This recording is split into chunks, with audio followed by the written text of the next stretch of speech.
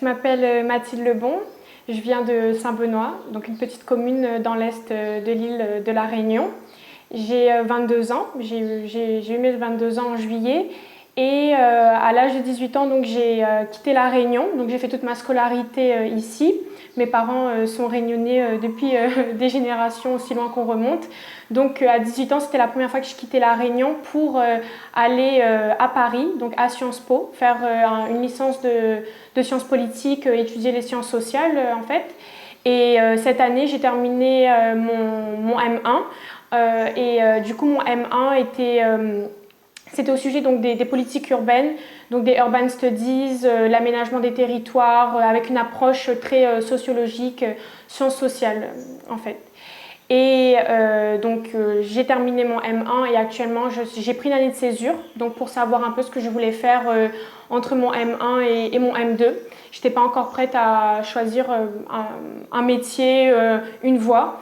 Donc je voulais encore me chercher un peu et j'ai décidé de faire un stage et l'opportunité s'est présentée de revenir à La Réunion en fait. Et donc actuellement je suis en plein stage. Et voilà pour un petit peu un résumé de mon parcours. Concernant mes privilèges, je dirais que c'est lorsque vraiment j'ai quitté La Réunion que j'en ai pris conscience. Je dirais d'abord que j'ai eu des privilèges donc économiques, donc de classe, parce que mes parents, mon papa est dentiste, ma maman est infirmière, donc j'ai toujours, on va dire, vécu avec des privilèges. Donc classe moyenne plus, voire voilà, donc CSP plus.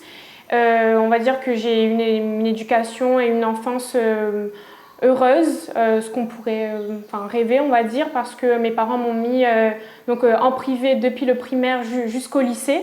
Donc voilà, de là s'expliquent en fait mes privilèges de classe et économiques. Je dirais que mes privilèges actuellement, pour avoir fait ensuite Sciences Po, c'est un privilège, on va dire, éducatif. Voilà, ça reste aussi un privilège, bon peut-être pas de classe, mais on va dire que de classe, mais je suis dans un milieu intellectuel et donc parisien, très fermé. Donc ça peut lorsqu'on n'y a pas accès, qu'on ne nous donne pas la possibilité d'avoir accès à ce genre de milieu-là, être un milieu très fermé. Donc je dirais que ça aussi c'est un privilège par rapport au fait que je viens de La Réunion et par rapport aux autres personnes qui m'entourent.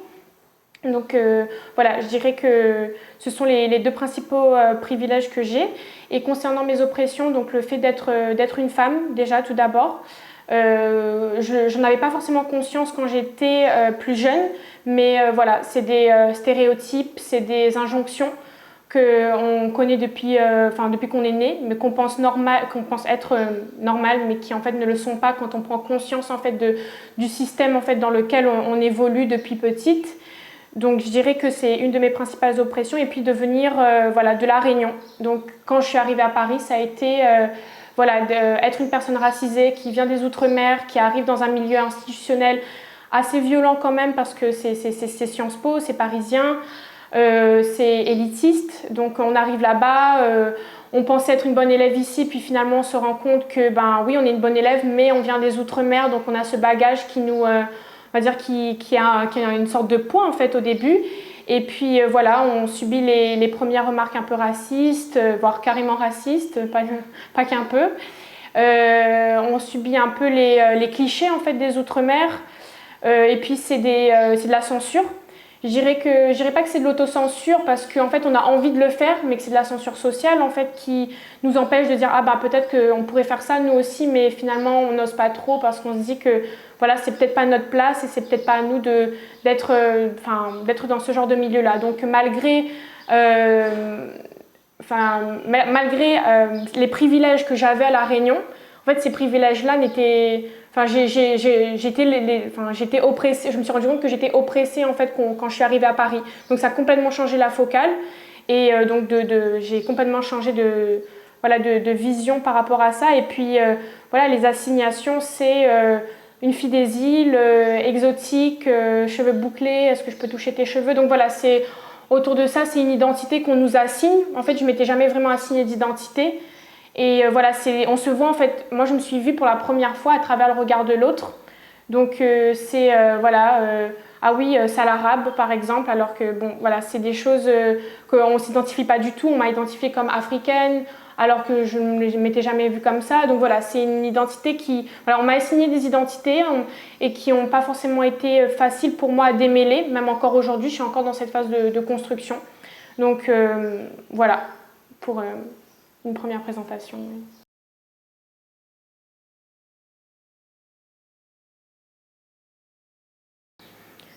Alors actuellement, je vis sur Saint-Denis, puisque comme je l'ai dit dans mon introduction, je suis en stage. Et donc je suis revenue en fait à La Réunion cette année pour effectuer ce stage. Et auparavant, j'étais sur Paris, mais juste pour mettre un petit peu en contexte, expliquer en fait mon engagement que actuellement j'ai à La Réunion, j'aimerais revenir un peu sur l'engagement en fait que j'ai eu lorsque je suis partie sur Paris et que je me suis engagée donc, dans l'association féministe de mon université. Donc c'est vraiment à partir de là qu'a démarré mon militantisme et qui explique en fait aujourd'hui mon engagement en fait à La Réunion. Donc mon militantisme il a démarré lorsque je suis arrivée sur Paris. Je me suis engagée dès le début en fait assez naturellement dans une association féministe. Donc ça a commencé par être une bénévole, donc accueillir les conférences, proposer des thèmes, voilà, accueillir les invités, aller assister à des manifestations, participer à des manifestations. Et puis voilà, cet engagement-là, il s'est nourri en fait de différentes expériences et mon militantisme, il s'est nourri. Et puis j'ai fini par être l'année dernière la présidente de mon association. Donc je me suis beaucoup engagée pour la cause féministe, pour la cause des femmes, l'émancipation. Au-delà de l'égalité, c'était vraiment quelque chose qui me tient à cœur, c'est l'émancipation en fait des femmes. Et voilà, je me suis engagée de ce côté-là à travers voilà, l'organisation de conférences, d'événements culturels, de rencontres auprès de personnes politiques pour essayer de faire changer un peu les lois sur divers sujets. En créant voilà, des ateliers un peu plus artistiques, voilà, en essayant dans tous les domaines de la vie en fait, d'apporter une nouvelle vision et d'apporter une nouvelle déconstruction de comment on peut être un peu plus inclusif pour les femmes de manière générale. Donc voilà, la lutte contre le sexisme et l'émancipation. Donc ça a été une grosse partie de mon militantisme, une grosse partie de ma vie étudiante en fait, cette association. Et puis, je me suis rendu compte qu'à un moment donné, il y avait un blocage, c'est-à-dire que j'arrivais pas à...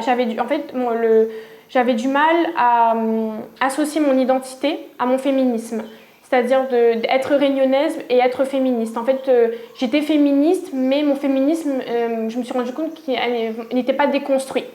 Donc c'est vrai qu'au début, j'avais quand même un féminisme avec une vision d'une femme blanche, on va dire, parce que voilà, je croyais en fait dans ma tête que j'étais blanche.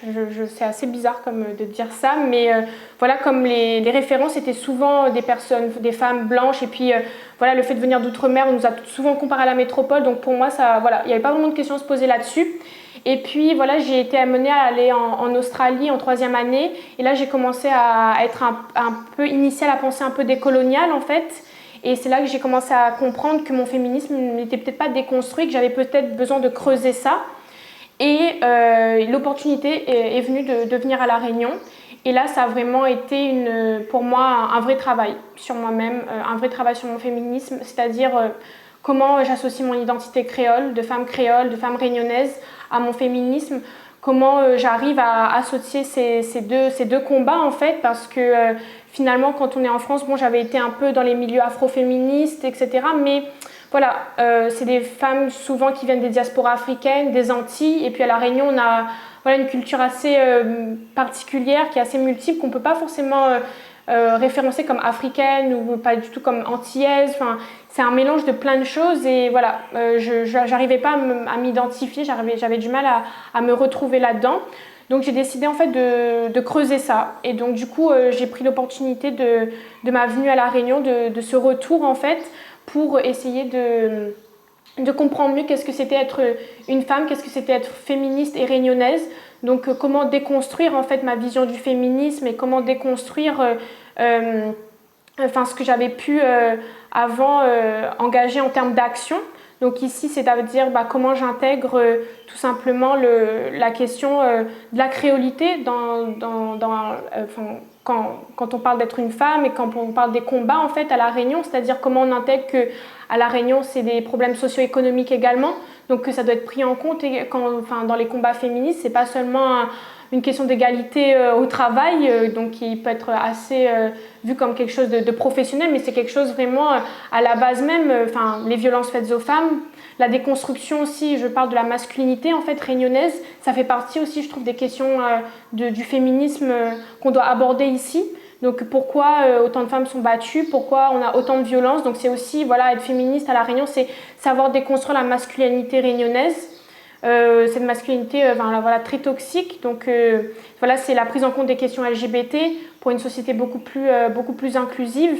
Et puis cet engagement, en ce moment, elle se fait beaucoup à travers la musique, par exemple, le Maloya, où je me questionne en fait sur pourquoi on voit beaucoup d'hommes dans le Maloya, donc la musique de La Réunion, et peu de femmes. Bon, on connaît les femmes comme Maya Kamati, par exemple. Mais voilà, pourquoi, par exemple, quand je vais au rond de Maloya le jeudi soir, pourquoi on voit beaucoup d'hommes et peu de femmes? Voilà, c'est un espace qui est très masculin. Et j'essaye un peu de construire mon identité par rapport à ça et de m'engager vers ça. Donc, je prends des cours de Maloya, j'essaie vraiment de m'engager pour essayer de mieux comprendre cette identité à travers la musique, à travers... le Maloya qui est un espace de lutte en fait, de reconnaissance et de mise en avant de notre culture. Et voilà, je trouve que c'est important d'intégrer la question de la femme également dans la question du Maloya. Et voilà, c'est un engagement pour moi qui en ce moment prend beaucoup de place. Et puis à côté de ça, j'essaye aussi de m'engager au niveau des textes, donc d'écrire des fonds, ce qu'on appelle à La Réunion des fonds de care. Donc qui est en fait c'est pour dire notre pensée, notre mot, ce qui vient du cœur. Et j'essaye en fait de travailler là-dessus et de mettre sur papier mes questions, mes questionnements. Et voilà, j'essaye de m'engager à ce niveau-là. Et je me suis lancée dernièrement dans un défi de prise de parole. Et j'ai dit un fond de cœur devant des gens. Donc c'était la première fois. Et voilà, c'est un engagement que j'essaye de poursuivre. Et que j'essaye également d'approfondir à travers un podcast que j'aimerais lancer en fait. Et donc voilà, 3 engagements, Maloya, le podcast, Fond de care, pour essayer de questionner la question de la femme, de l'identité réunionnaise et d'essayer d'articuler tout ça pour qu'au final on arrive à acquérir un peu des concepts, des choses qui sont propres à La Réunion et qui peut nous aider quand on grandit à pas se sentir perdu comme moi j'ai pu l'être à un moment donné dans mes études ou même personnellement.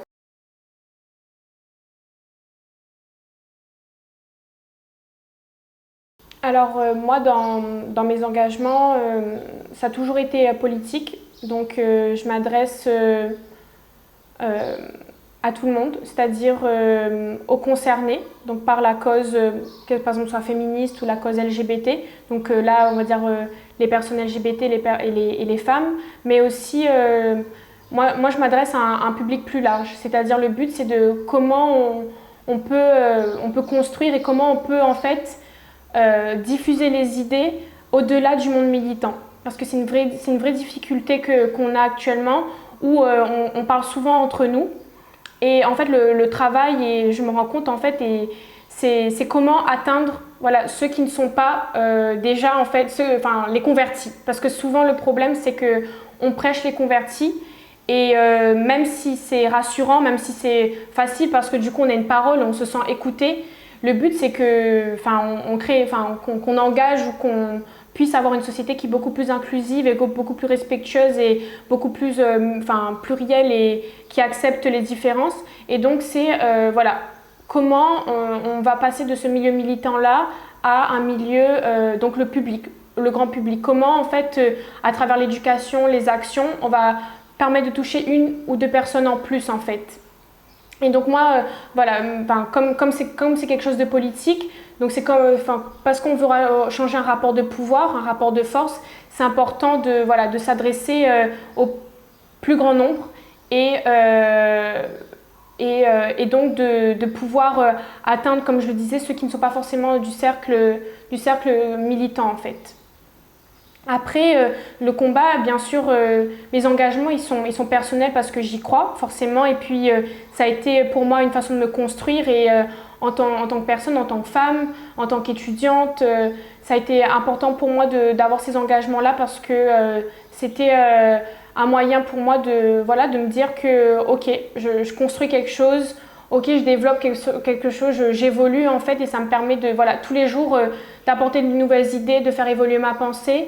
Et donc de ce côté-là, c'est personnel, mais c'est collectif, hein, parce que collectif parce qu'on travaille avec des gens au quotidien. On est dans une association, c'est clairement on ne peut pas avancer seul. Je pense que là, on porte une voix, mais tous ensemble, en tout cas avec les personnes avec qui on est engagé. Donc de ce point de vue-là, le combat et la lutte, elle est collective et et le but, c'est que voilà, comme je disais, que ça atteigne le plus grand nombre possible et que ça sensibilise. Donc voilà, moi je m'adresse, voilà, par exemple pour mon féminisme, je m'adressais aux femmes parce que oui, on a besoin des femmes et il faut qu'elles se sentent concernées, il faut qu'on recueille notre parole, c'est-à-dire voilà, on a besoin à un moment donné d'avoir des espaces où on se sent avec les personnes concernées, donc des espaces temporaires où on a besoin de dire en fait ce qui se passe et c'est des espaces qui sont nécessaires. Mais je pense que voilà, ces espaces-là doivent aussi intégrer les personnes qui ne sont pas directement concernées par les oppressions. Là, je parle de féminisme, mais je peux aussi parler concernant les oppressions par rapport aux personnes venant d'outre-mer, etc. Donc voilà, des espaces où on est entre nous, mais aussi des espaces où voilà, on essaye d'atteindre des personnes qui sont non concernées pour qu'ils deviennent ensuite des alliés en fait. C'est important, voilà, la notion d'allié, c'est qu'on a besoin voilà, qu'on nous redonne la parole, mais qu'on a besoin aussi d'être soutenu. Voilà, c'est nécessaire si on veut vraiment aller vers un changement. Donc voilà, ma parole, elle s'adresse aux concernés et aussi aux personnes qui voudront, sans prendre notre place, être des alliés à notre cause. Voilà, et puis surtout là en ce moment, si j'ancre mon combat sur le territoire de la Réunion, c'est un combat qui s'adresse forcément aux Réunionnais en fait et aux Réunionnaises qui se sentent concernés par les questions du féminisme, les questions LGBT, parce que c'est vrai que voilà, j'ai eu du mal moi à trouver des personnes qui étaient dans ce combat-là en fait. À Paris, on en trouve facilement, c'est une plateforme où on a énormément d'associations féministes, et on peut se retrouver facilement avec différentes formes d'expression. Et c'est vrai qu'à La Réunion, voilà, j'avais un peu peur de rentrer, je me suis dit, mais j'abandonne mes associations féministes parisiennes pour aller à La Réunion, un endroit où je ne sais pas vraiment si je pourrais trouver des gens qui portent les mêmes idées que moi et les mêmes combats. Et donc voilà, dans mes engagements ici, c'est dire coucou, je suis là, est-ce qu'il y a d'autres personnes qui veulent se joindre à mon combat et ensemble on peut créer notre propre spécificité et porter une parole qui n'est pas forcément encore aujourd'hui énormément entendue, mais où j'ai l'impression qu'il y a un changement quand même. Parce que voilà, ça s'adresse à il y a de plus en plus de personnes qui s'adressent et je trouve que c'est important quand je dis que je m'adresse aux Réunionnais, aux Réunionnaises, c'est de dire que ok, si on rencontre des personnes qui ont les mêmes idées que nous et qui ont les mêmes combats que nous, c'est de les soutenir aussi. C'est important voilà, entre nous se dire ok, tu fais quelque chose de super, je vais te soutenir et je vais te dire allez, voilà, allons-y et puis propageons nos idées en fait. C'est important aussi de se dire que quand on s'adresse aux gens, on ne s'adresse pas juste pour monopoliser en fait une parole une parole par exemple LGBT ou féministe parce qu'il n'y aurait pas eu ça avant et que du coup quelqu'un va prendre la place ou quelqu'un va avoir cette opportunité de le faire. C'est important voilà, de ne pas monopoliser la parole et aussi quand il y a quelqu'un de nouveau qui arrive sur cette scène-là, de dire ok, je vais te soutenir et allons ensemble, on va créer quelque chose de plus grand aussi. Je trouve que c'est important de l'avoir en tête.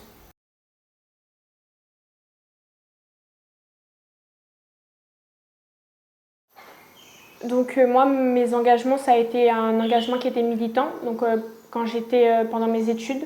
Donc participer, être dans des associations, aussi bien bénévoles que où j'ai eu l'opportunité en fait d'être la responsable de l'association, donc avec des responsabilités un peu plus grandes.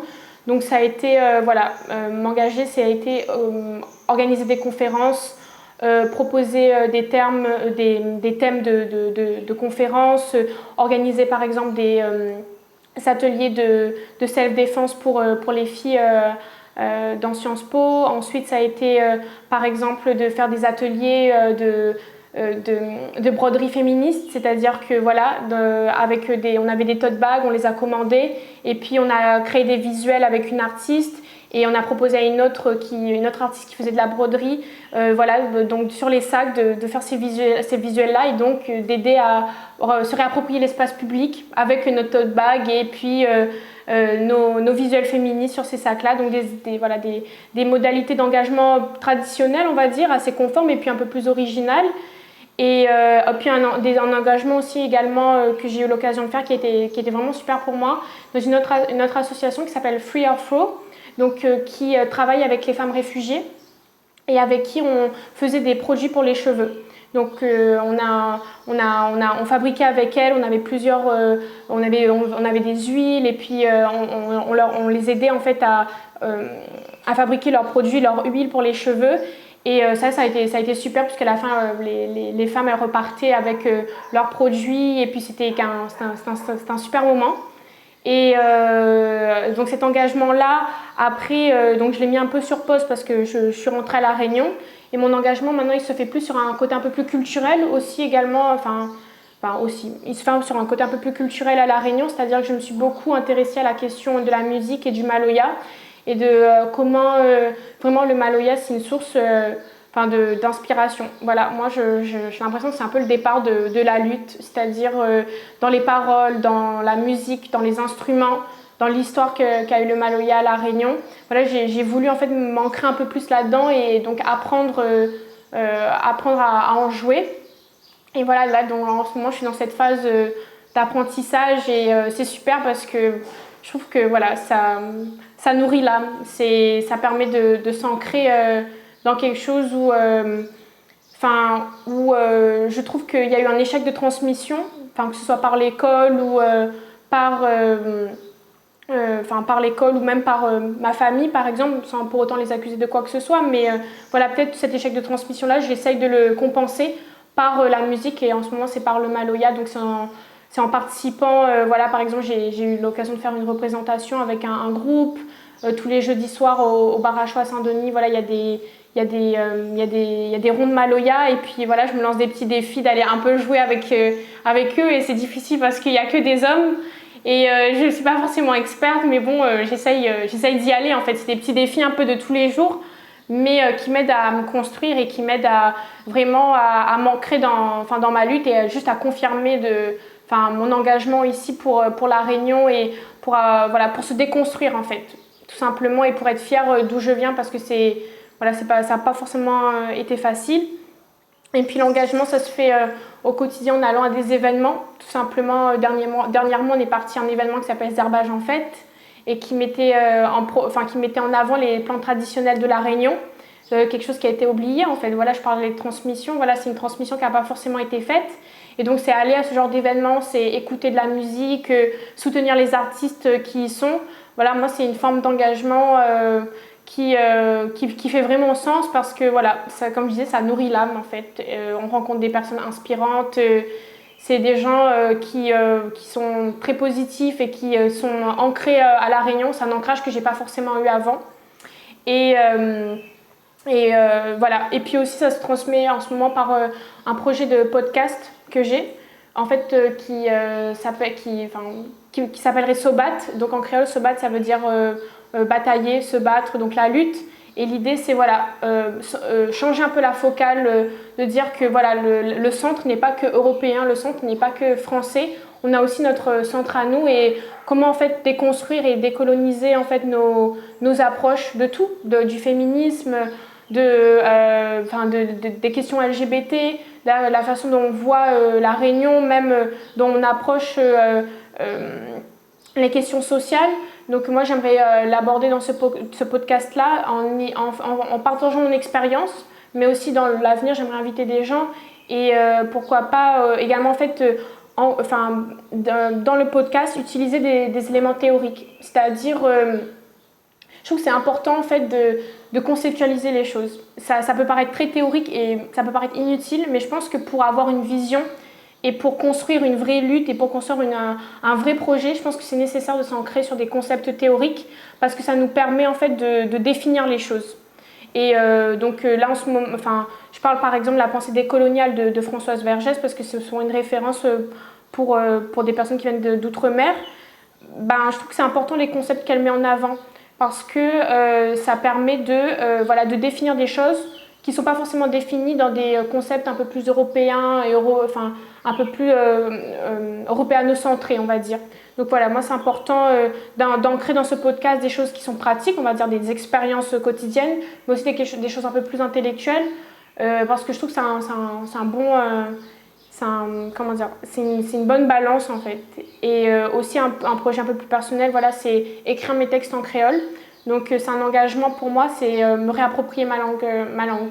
C'est-à-dire qu'autour de moi, on a toujours parlé créole. Mes parents ont toujours parlé créole entre eux, ma famille, mais avec nous, non. Enfin, ils nous parlaient créole, mais nous, on répondait pas. En fait, j'ai souvent associé le créole à quelque chose de négatif, c'est-à-dire des insultes, personnellement. Enfin, voilà, entre nous, des petits mots, ça a souvent été des insultes, en fait. Et j'avais pas la conscience de la beauté de notre langue et de comment ça pouvait être poétique et à quel point on pouvait en ressortir l'histoire en fait de la Réunion, tout simplement. Je trouve que le créole c'est musical, c'est poétique et puis on peut vraiment décrire quelque chose que moi je retrouve pas forcément dans la langue française. Donc c'est un vrai travail que j'essaye de faire en écrivant des fonds de cœur et en essayant de les partager et de parler de mon histoire, de mon expérience personnelle, mais c'est important de me réapproprier cette histoire-là aussi et d'en être fière en fait, parce que c'est quelque chose que j'ai pas, c'est un travail personnel que j'ai fait essentiellement, j'ai l'impression un peu seule et avec quelques amis, et je veux dire activement. Avant j'étais assez passive et là, tous ces éléments en fait ça me permet de activement me reconnecter un peu à mon territoire, à mon histoire et de me dire que c'est possible en fait de construire quelque chose ici. Je pense que oui, c'est un grand oui. Ouais, je suis féministe et c'est une philosophie de vie. C'est une façon d'aborder les choses. C'est être plus inclusif, beaucoup plus ouvert.